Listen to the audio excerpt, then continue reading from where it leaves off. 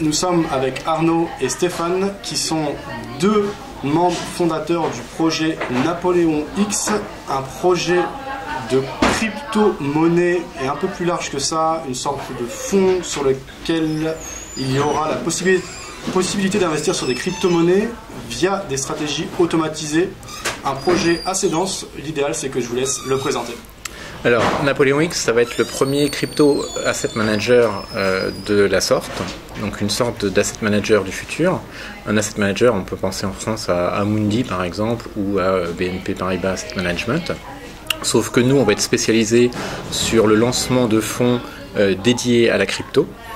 Donc ça, c'est la première chose. On va être une entité régulée par l'AMF. Donc on a commencé déjà à initier les discussions avec eux, déjà au niveau de l'ICO pour se faire agrémenter sur l'opération. Et ensuite, pour commencer à aller dès à présent chercher l'agrément de gestion dont on aura besoin plus tard pour lancer nos véhicules d'investissement. Ces véhicules d'investissement, ils vont être effectivement émis en crypto, donc ce qui est une véritable nouveauté. Ils vont avoir des moteurs de performance qui vont être basés sur des algorithmes de trading systématiques, des algorithmes qu'on a développés depuis un peu plus d'une dizaine d'années. Donc moi je suis ancien gérant de chez BNP Paribas et j'ai développé un certain nombre d'algorithmes à titre personnel pendant ces 10 dernières années.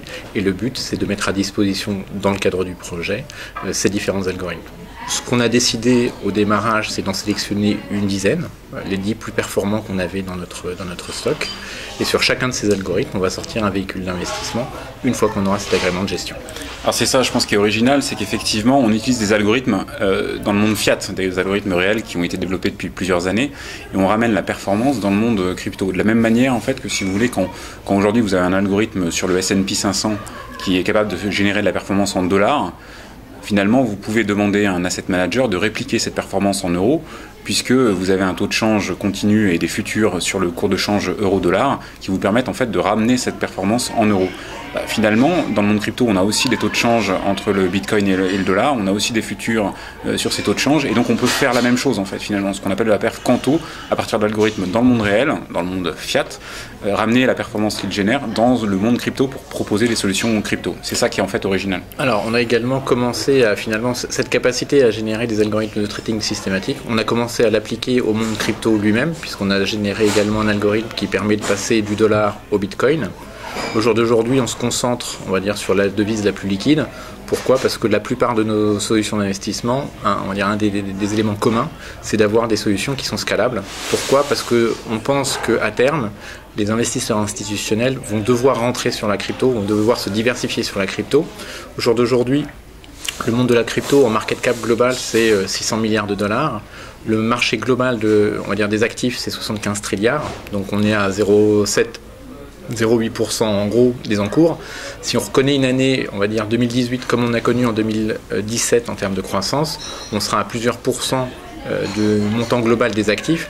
Les gérants d'actifs n'auront pas d'autre choix que de commencer à louer une partie de leur portefeuille d'investissement sur les cryptos. Et ce qu'on veut nous finalement, c'est avoir préparé le réceptacle de cet argent-là. Voilà. Et c'est pour ça qu'on veut avoir des solutions scalables, c'est-à-dire qu'au jour d'aujourd'hui, si je veux on va dire, proposer un projet d'investissement crypto à des gens qui détiennent un petit peu de crypto, je suis plutôt dans le monde du retail. Si demain, mes clients sont plus ces gens-là, mais sont du monde des institutions financières, on est en train de parler de tickets de plusieurs dizaines de millions d'euros à chaque fois. Au jour d'aujourd'hui, les solutions qui existent ne permettent pas d'absorber ce genre de choses. Donc on est obligé d'aller chercher la liquidité finalement là où elle est. Et donc sur le monde des cryptos, où on a commencé également à développer des stratégies, on s'est concentré sur la plus grosse devise au jour d'aujourd'hui. Assez rapidement, on va sortir une stratégie sur l'Ether également, qui est la deuxième devise la plus importante. Et au fur et à mesure que ces devises deviennent de plus en plus liquides et de plus en plus facilement traitables, on va développer des stratégies dédiées crypto, qui ne seront cette fois-ci plus du tout supportées par un actif du monde réel. Et ce qu'il faut retenir, c'est que donc on propose des solutions d'investissement qui sont Ether+, Bitcoin+. C'est-à-dire que une solution d'investissement sur le Bitcoin, elle va avoir son objectif d'investissement, c'est de gagner plus de Bitcoin qu'elle en a collecté. Et donc là, ça s'adresse effectivement à des futurs institutionnels qui rentreraient sur le marché, mais ça s'adresse aussi à des acteurs présents actuellement. Il y a beaucoup de gens qui détiennent des bitcoins qui, pour des raisons X ou Y, ne veulent pas forcément les convertir. Mais aujourd'hui, ce sont des bitcoins qui ne travaillent pas. Là, on va être en mesure de leur proposer des solutions qui vont faire travailler leur bitcoin, en fait. Alors, on a un exemple assez concret, c'est on a été approché par d'autres ICO qui ont collecté beaucoup de crypto et qui, au jour d'aujourd'hui, n'ont pas vocation à convertir l'ensemble de leurs cryptos en fiat. Finalement, cet argent-là qui dort chez eux, puisqu'ils n'ont pas les dépenses immédiates à faire, ils vont chercher à l'investir et ils peuvent l'investir typiquement sur nos produits. Et ce qui est intéressant, c'est que du coup, on a des vrais track records sur les moteurs eux-mêmes que sont les trading bots. Sachant que ces trading bots, au jour d'aujourd'hui, on les vend déjà dans le monde réel, donc à des investisseurs institutionnels plus classiques, à des family office en l'occurrence, dans une autre structure qu'on a développée, mais qui en tout cas ont validé la proposition de valeur qu'on est en train d'essayer de mettre en place pour le monde crypto. Voilà, il y a effectivement, on parlait des ICO, mais il y a aussi les mineurs qui ont des gros besoins d'investissement, enfin de placement des cryptos qu'ils génèrent. Les mineurs, en fait, leur business model, c'est de générer des cryptos. Quelque part, c'est nos investisseurs institutionnels, mais du monde crypto. C'est-à-dire qu'aujourd'hui, il y a aussi des gros porteurs de crypto qui ont besoin ou qui aimeraient avoir du rendement sur leur crypto. Très bien. On a pu voir sur BFM Business présenter le projet. Oui. Je pense que je vais préciser quelques éléments qui me semblent intéressants parce que des ICO, il y en a beaucoup à travers le monde. Il y a des projets sérieux et fiables, il y a des projets farfelus, etc. Alors il y en a qui pensent que ça va mal finir, il y en a qui sont enthousiastes par rapport aux crypto-monnaies. En tout cas, on ne peut pas nier que c'est un phénomène. Des contrats futurs ont été lancés, ce qui institutionnalise un peu la crypto-monnaie. Des ETF existent indexés sur les crypto-monnaies. Donc, en tout cas, il va falloir séparer le bon grain de l'ivraie, mais ça sera peut-être automatiquement petit à petit. Je pense quand même, même si on ne se connaît pas bien, etc., que votre projet est intéressant. Vous avez cité que pour deux d'entre vous, vous êtes des anciens de BNP Paribas. On peut préciser aussi qu'il y en a deux parmi les trois fondateurs qui ont été formés à Polytechnique. En l'occurrence, Arnaud et moi-même. Voilà. Et bien, ça aussi, c'est un gage de crédibilité. Vous avez des bureaux à Paris. À Station F. À la Station F, oui, vous êtes dans l'incubateur Station F. Exactement. On s'est rencontrés déjà à l'X avec Arnaud. Alors on a 6 promotions d'écart, mais on s'est rencontrés avec Arnaud dans le cadre d'un exécutif programme sur du big data et de l'intelligence artificielle. Donc en plus de nos études qu'on a fait là-bas, on a été incubé à l'école Polytechnique au tout début de notre aventure en avril dernier. Et ensuite, on a déménagé à Station F dans le programme des ponts, puisque moi je suis ancien des ponts également, qui nous abrite au sein de Station F. Très bien. Une chose importante, l'aspect régulation, et pour l'instant c'est flou. Les régulateurs s'y penchent, il y a des déclarations, etc. Mais pour l'instant tout ça n'est pas clair. Vous, a priori, vous êtes dans le choix et dans l'optique de discuter et de dialoguer, d'être un intermédiaire quelque part. C'est peut-être aussi comme ça que vous voulez vous positionner, d'être un acteur crédible.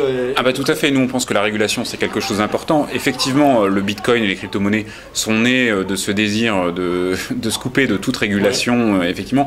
Mais ça, je dirais, c'est la vieille communauté de la crypto qui est en train de se faire dépasser par des nouveaux entrants. Et les institutionnels ne viendront que s'ils ont des garanties en termes de sécurité. C'est pour ça que nous, on cherche absolument à être régulés. Donc on est déjà en dialogue avec l'AMF, qui est relativement ouverte, qui joue son rôle de gendarme en prévenant les gens qu'effectivement c'est quand même quelque chose de très risqué, ça structurellement, les crypto-monnaies. Je pense que c'est quelque chose aussi technologiquement qui est dur à appréhender. Et quand on compte investir dans ces crypto-monnaies, je pense qu'il faut faire l'effort à un moment de se documenter et comprendre vraiment le sous-jacent. Mais il n'en demeure pas moins qu'il y a un potentiel important et dans un contexte régulé, ce qu'on veut faire nous de notre côté. De toute façon, effectivement, pour gérer de l'argent pour compte de tiers, parce que finalement c'est ce qu'on propose au sein de notre projet, dans le monde normal, c'est qu'il y ait une activité régulée. C'est pas parce que ça sera fait dans un monde qui est censé, entre guillemets, qui au départ ne l'est pas, que ça ne deviendra pas. Donc on préfère tout de suite aller chercher la régulation, ce qui pour nous aura deux avantages. D'une part, pouvoir s'adresser à un public beaucoup plus large, sans avoir le frein du régulateur, et deuxièmement, pour des concurrents potentiels, leur imposer, on va dire, un standard relativement élevé, ce qui aura un effet bénéfique à long terme pour l'ensemble du marché. Très bien. Alors, pour plus d'informations, on peut aller sur votre site, c'est napoleonx.ai. Très bien. AI, intelligence artificielle. Ouais, voilà, ça intègre aussi vos stratégies? Alors, pour l'instant non, mais ça va venir. Voilà. Alors, il faut bien voir qu'on a fait 10 ans de développement derrière nous. Au jour d'aujourd'hui, c'est ce qu'on apporte à la structure. On ne compte pas s'arrêter là. C'est-à-dire qu'on va continuer à développer des nouvelles choses. On pense qu'effectivement l'intelligence artificielle, entre guillemets, a de beaux potentiels par rapport à ce qu'on a pu faire jusqu'à présent, ou tout au moins qui va être très complémentaire de ce qu'on a pu faire. Et évidemment, on va prendre le temps dans les mois qui viennent à commencer à développer des stratégies là-dessus, on va dire, on va avoir un peu plus de moyens financiers aussi pour recruter des gens, puisque le projet, c'est pas juste développer un algorithme, il y a plein d'autres aspects opérationnels qui vont autour. Il y a du marketing, parce qu'il va falloir vendre ces fonds. C'est quand même des fonds, on va dire, d'un nouveau genre. Il va y avoir toute la mise en place de la plateforme, où il y aura une grosse partie, évidemment, technologique. Et puis, il y aura évidemment toujours une partie fondamentale de recherche, puisque finalement, c'est notre matière première. C'est ce qui fait que sur le long terme, on va continuer à rester performant. Et au final, le client, peut-être qu'au début, il peut venir vers vous, dans le cadre d'un parcours client, on va dire, très agréable. Il restera avec vous parce que vous lui donnez de la performance. Votre ICO a démarré, elle continue encore pendant quelques semaines, il me semble. Oui, voilà, notre ICO a démarré le 22 janvier, continue au plus tard jusqu'au 28 février. L'objectif étant de lever 15 millions d'euros, donc on a dépassé la moitié de l'objectif en moins d'une semaine, et donc on continue tant qu'on n'a pas passé la barre des 15 millions. Ok, qui peut investir? Quel est le montant minimum? Alors, a priori, tout le monde peut investir. Le montant minimum, on a déjà 3 devises qu'on accepte dans le cadre de l'ICO. Soit de l'Ether, et là le minimum c'est 0,3 Ether, ce qui au jour d'aujourd'hui fait environ $300, 250 euros. On a soit du Bitcoin, donc c'est 0,05 le montant d'investissement minimum, donc là on est plutôt sur 500-600 $, le token. Et enfin de l'euro pour 750 euros en minimum, et là c'est de l'investissement via PayPal. Ok. Si on participe à l'ICO, à partir de quel moment est-ce qu'on peut récupérer ces fonds? À partir de quel moment est-ce qu'on peut concrétiser son investissement? Est-ce qu'il faut garder une certaine période les tokens? Alors, d'une part, à partir du moment où vous investissez dans notre ICO, on va vous créer sur votre espace personnel ces tokens-là tout de suite. Ils vous seront par contre délivrés à votre adresse physique. Donc vous allez avoir besoin d'un portefeuille, d'un wallet Ether, qui est ce qu'on appelle ERC20 compatible, donc c'est juste une technologie. On vous délivrera ensuite donc, ces tokens à l'issue de l'ICO. Donc ils sont physiquement chez vous, et les premiers revenus on les attend pour le courant de l'été. Une fois qu'on aura eu l'agrément de gestion, on espère autour de mai-juin. Dans la foulée on lancera le premier véhicule d'investissement qu'on a appelé un DAF, et on pense qu'on doit pouvoir sortir le premier véhicule d'investissement en 1 mois, et après c'est le temps de collecter l'argent sur ce véhicule et de commencer à générer de la performance. Donc d'ici la fin de l'année, vous devriez déjà avoir un peu de retour sur investissement sur les tokens que vous auriez achetés là pendant l'ICO. Merci, on a pas mal d'informations.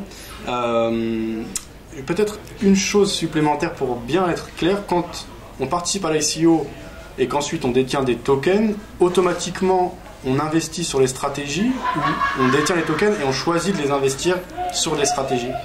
Alors, on détient les tokens, ce qui donne un droit en fait, d'apporter ces tokens pour avoir une partie des performance fees que vont générer les 10 premiers véhicules d'investissement. En fait, c'est du revenu share quelque part sur la société de gestion. Donc ça, c'est ce que vous pouvez faire, et vous pouvez par ailleurs investir vous-même dans les DAF pour avoir vraiment la performance de ces véhicules d'investissement. C'est-à-dire que si vous détenez les tokens Napoléon X, sans rien faire, au fil et à mesure du temps, vous allez accumuler un petit peu de chaque token de chacun des DAF.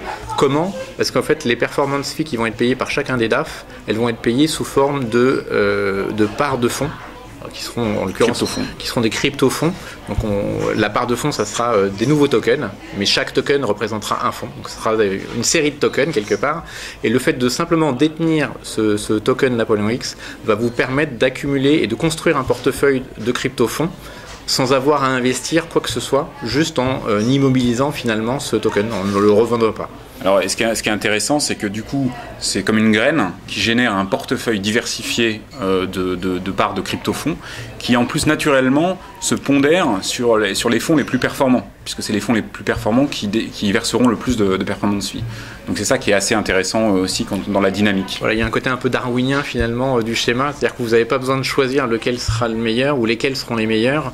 Il suffit juste de détenir votre token initial, votre graine, et de lui-même, quelque part, le portefeuille le plus optimal va émerger. Ok, vous parlez de track record, on pourra suivre les résultats au fur et à mesure sur le site internet? Alors tout à fait, on a même en fait développé le premier publicateur d'indices blockchainé qui permet de publier en fait l'indice des stratégies que Stéphane a développé au cours des années, et d'utiliser la blockchain comme tiers de confiance pour valider finalement la performance des stratégies. Ça c'est, je veux dire, quelque part l'aspect un peu théorique, mais les fonds, le reporting se fera également lui aussi sur la blockchain, dans une interface qu'on espère la plus user-friendly possible et accessible à tout détenteur de tokens. Ouais. Et cette interface, on a déjà commencé à travailler dessus, on n'attend pas la fin de l'ICO pour se mettre au travail. On a déjà mis en place une équipe pour pouvoir démarrer le sujet dès à présent. Merci pour cette présentation complète. Merci également au Traders Bar qui nous a accueillis pour cette interview. Et sinon, vos locaux sont à Paris. Comme vous le disiez, vous commencez à travailler, mais du coup, vous aurez beaucoup plus de fonds une fois l'ICO terminé. C'est aussi ça, le but d'une ICO, lever des fonds pour concrétiser un projet. Tout à fait. Bonne continuation. Merci beaucoup.